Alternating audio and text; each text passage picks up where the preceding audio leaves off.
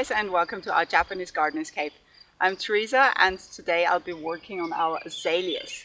So I'll be working on this deciduous azaleas right here next to me, and also on these you can see in the background there are white blooming azaleas, and this is now after the bloom, and today I will be pruning them and also show you how I deadhead these type of azaleas. First I will prune the azaleas, and I will start with this deciduous one here.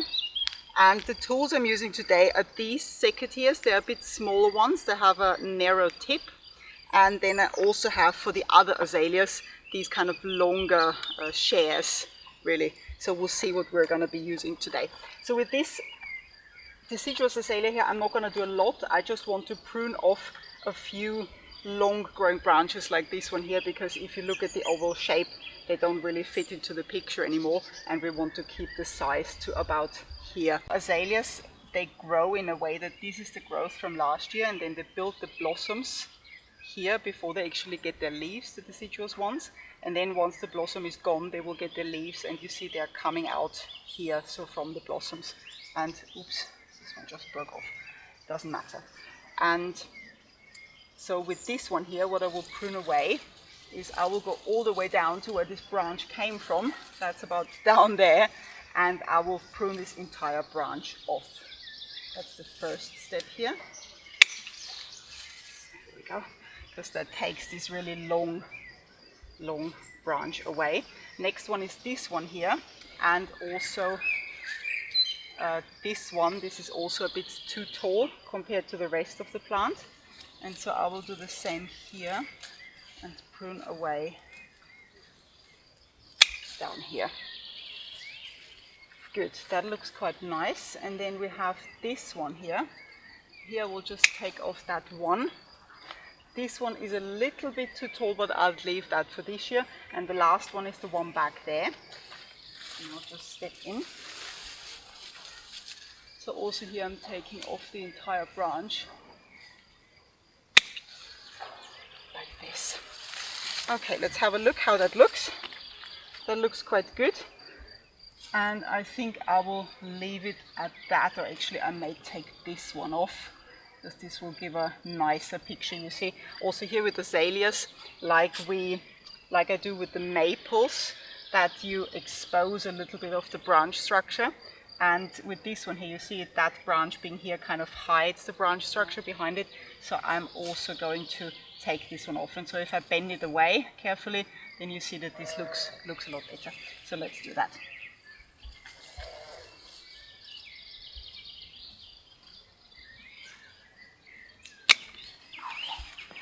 Good, that's better. And then we have this little one here at the bottom. This one I'm also gonna take off.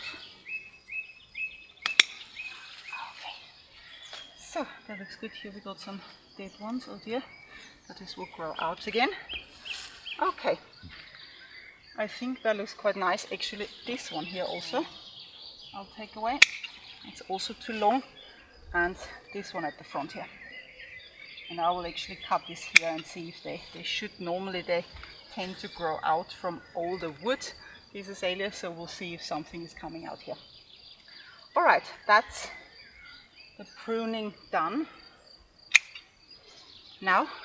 And next is deadheading the azaleas.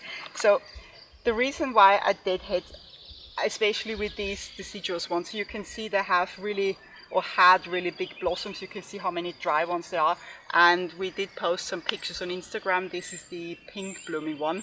It's really beautiful and was really full of blossoms. And so if you just leave that on there, it doesn't, first of all, look very nice, and also these dried leaves you see from rain or watering, they stick on the normal leaves, so the dried blossoms stick on the leaves, and this could cause some diseases or fungi or something like that. So this is why I clean them off. So come in and have a closer look, and I will show you what I do here. I'll take these little cutters for that.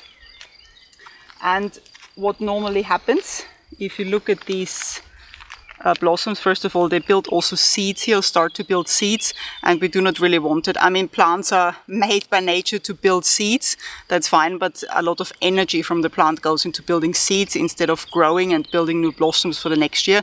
And this is why for those deciduous azaleas, I trim those off.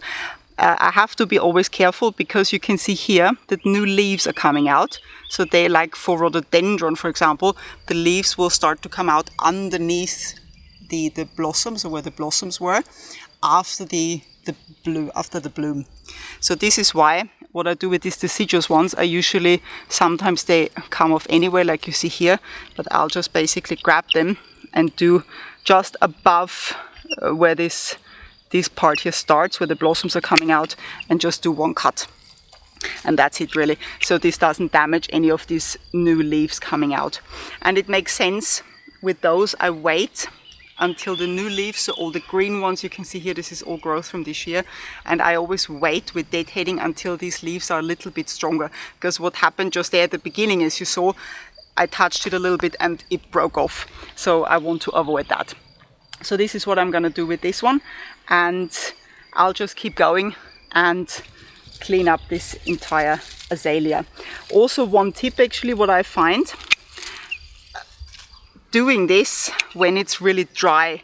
So I don't do this right after the blossom. I wait until these old blossoms you see are really dried off, and also I wait until the weather is dry, because then cleaning off is really easy. Because if it's wet or after, you know, rain, for example, these dead blossoms, they will really stick on the leaves, and they are a bit harder to remove. Of course, it's possible, but this is just to see how easy it comes off without damaging the leaves. They are very soft. And so this is why I do that. And we do have a lot of heat here at the moment. So this early summer moist weather with rain and moderate temperatures has now changed to a real heat wave.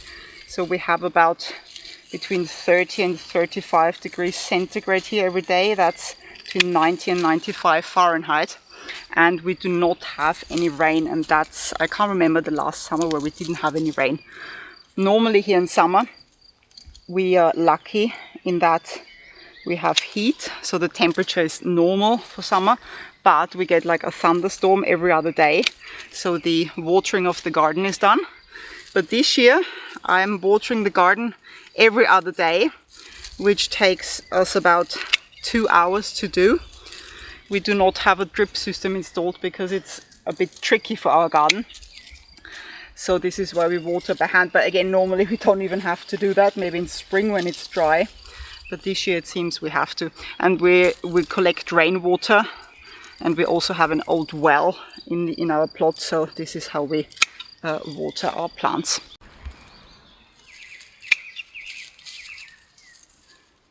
So I suppose one advantage of this heat is that cleaning off the azaleas and rhododendron is really easy. This works really so well when this is all dry. You see here it just comes off. And this can also be done by hand, so in case you don't have any secateurs, you could just use scissors or just do it by hand. You see they break off again, but be careful with, you see these new shoots here, because they break off really easily. And so this is why I prefer using these secateurs, because it's a bit more precise the way it's cut. Okay, then just a couple more here, then we're done with this one. Right.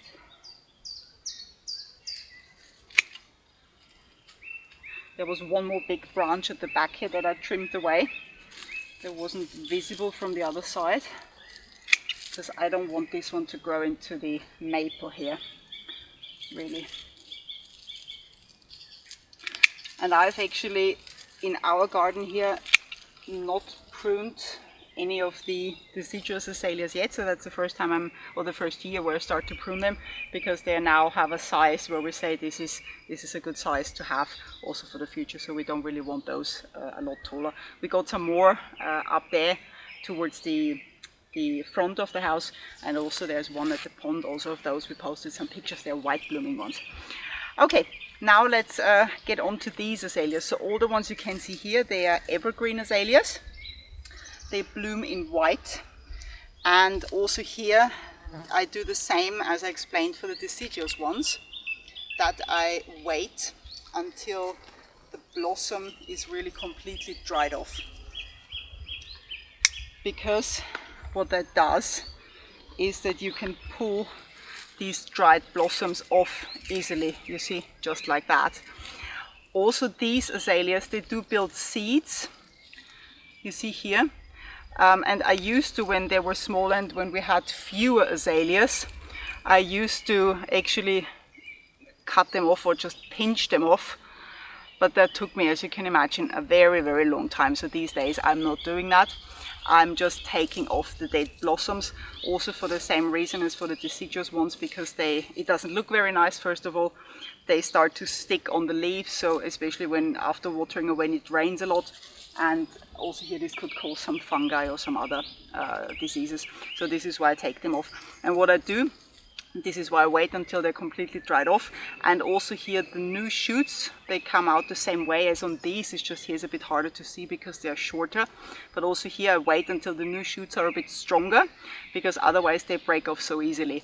So what I do with these, you see, I basically hold a couple of branches and just go over with my fingers just carefully and just pull the dead blossoms off, just like this.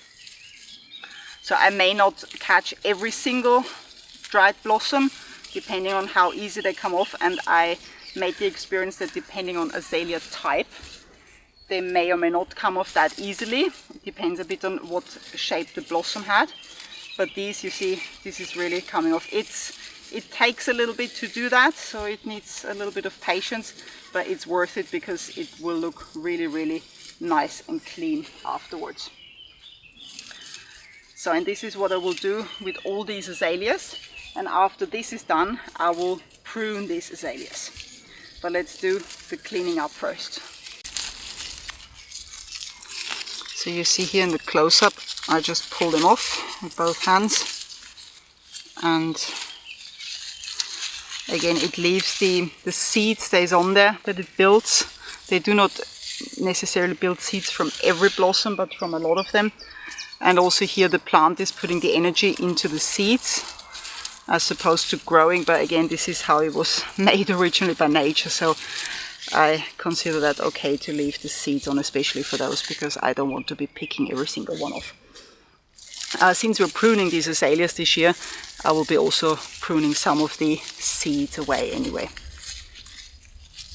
And also this is typically the time, or latest actually, when we fertilize the garden. So I actually skipped the year fertilizing last year because everything was growing so well. But this year I've already fertilized everything, so I do this typically, depends on weather a little bit, but when like the blossom for the ones that are blooming ends, and then I do everything except for the bamboo. One thing I consider before fertilizing, I actually try to time it so that I do it just before it rains. Not possible at the moment, but I find this quite good, because then you distribute the fertilizer and then maybe the same day or day later it rains, so it goes into the soil naturally, as opposed to watering it in. This year we unfortunately don't have a rain forecast, and we didn't have rain for a week or two, so I had to water the fertilizer in. But normally I try to time it so it fits with the weather, and nature does it for you. For fertilizing, I use an organic fertilizer, because we in our garden, we choose not to use any synthetic fertilizers or any other synthetic sprays or whatever. So everything is really natural and organic also, and this is why we choose every year an organic fertilizer. I'm trying out a different one this year. It's just a different manufacturer. So we'll see how that goes, but I'm sure it's all fine. Typically the organic one takes a bit longer to go into the soil as opposed to a mineral fertilizer or a liquid fertilizer, because the organic one takes a while to break down, but that's fine. And also we only fertilize once a year, so you may be fertilizing several times a year, I don't know, but we only fertilize if we fertilize in springtime. Oh no, it's okay, not really springtime anymore this year, it's like summertime or early summer, so this is when we fertilize. It depends, in some years I fertilized in spring, so it's not exactly the same every year. First one is done and all cleaned off. And now I'm going to move on to all the other ones, and after that we'll start to prune the azaleas.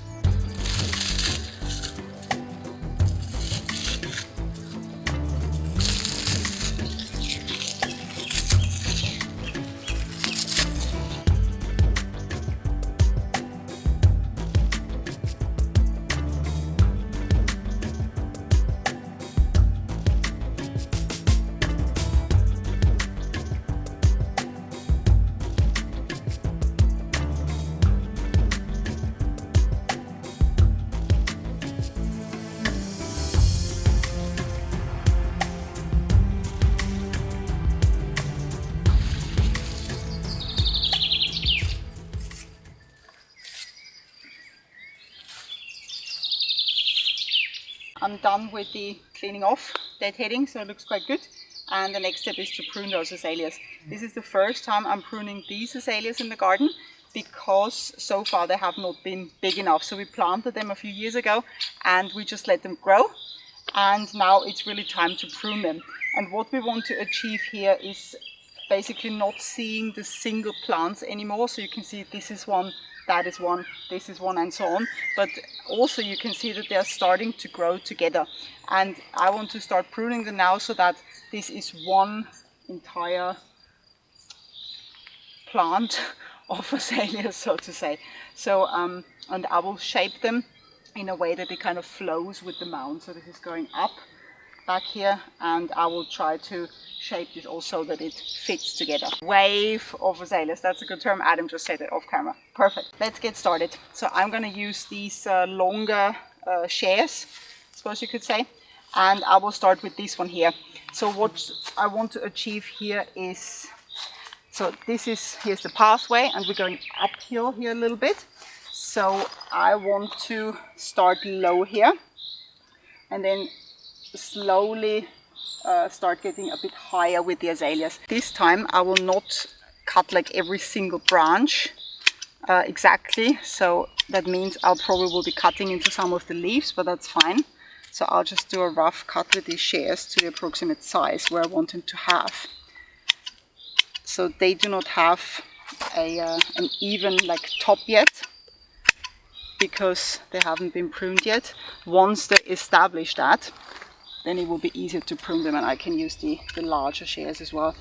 But for this shear, I'll just do like that. And obviously I could have pruned first and then deadheaded them, but I wanted to get like a clean picture first, really. And this is why I did the deadheading first.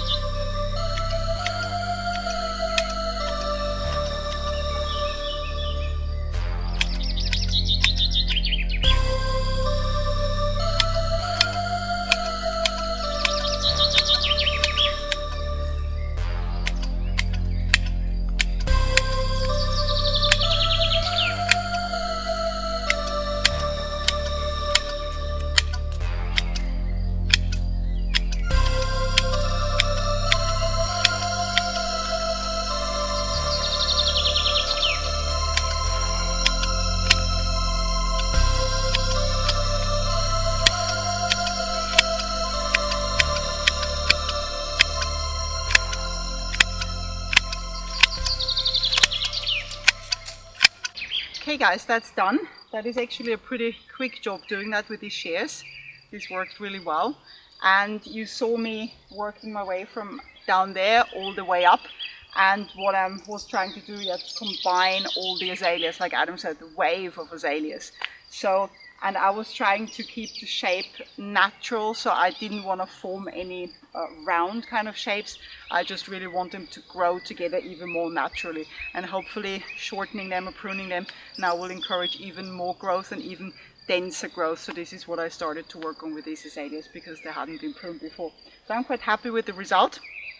I will just clean up the mess I made and then water them, because today I didn't water them yet, so the deadheading and the pruning is easier, and then we can leave them and see how they develop until the next year.